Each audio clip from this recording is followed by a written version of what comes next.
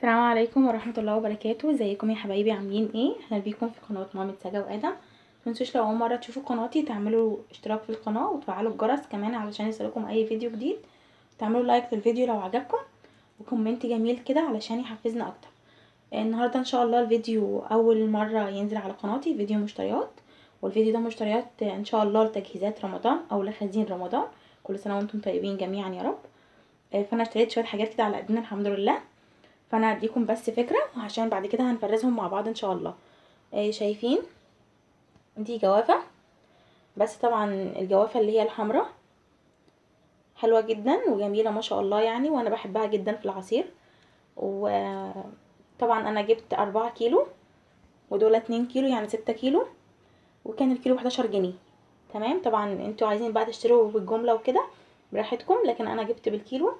يعني مرة اشترينا ال2 كيلو دول وبعدهم جبنا تاني، فالمفروض كان للبيت يعني، فخليتهم بقى هشيلهم في الفريزر لرمضان ان شاء الله، وخليت اللي جبناهم اخر مرة بقى للبيت ان شاء الله.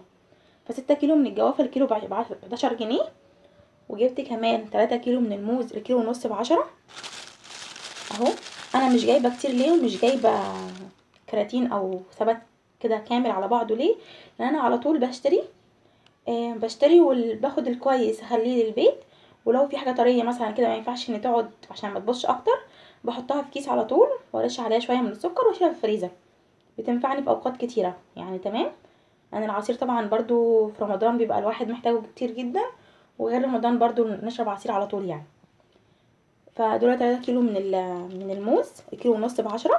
جبت 3 كيلو بس لان انا عندي كميه كتيره في الفريزر الحمد لله، فمش محتاجه اكتر من كده.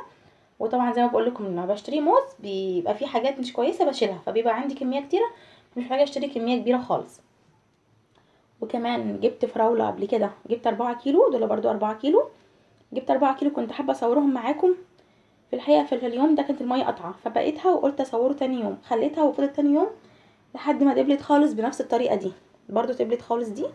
شايفين بقت ازاي مش طازه وحلوه كده؟ انا دي يومين في التلاجة. برضو الميه قطعه، ولما نويت النهارده اصور الفيديو برضو الميه قطعه، فقلت بقى خلاص صور الفيديو بقى وخلاص، وهستعمل الميه اللي انا معبياها للبيت. طبعا لحد كده برضو دول حاجات لرمضان ان شاء الله. وكمان معايا جزر هنا برضو مشتريها حوالي اكتر من يومين يعني مع الحاجات دي. انا جبته برضو عشان الحلوى عشان العصاير يعني. فدول تقريبا 3 كيلو او 2 كيلو مش فاكره بالظبط والله. بس تقريبا كان الكيلو ب10 جنيه، فتقريبا لو 3 كيلو او 2 كيلو.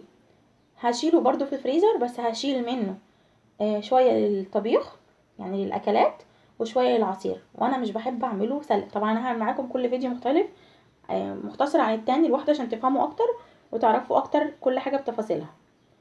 فده فيديو كان فيديو مشتريات على قدنا كده الحمد لله لتغذير رمضان. كل سنه وانتم طيبين جميعا يا رب، وربنا يقعد علينا الايام بخير، واللهم بلغنا رمضان ان شاء الله.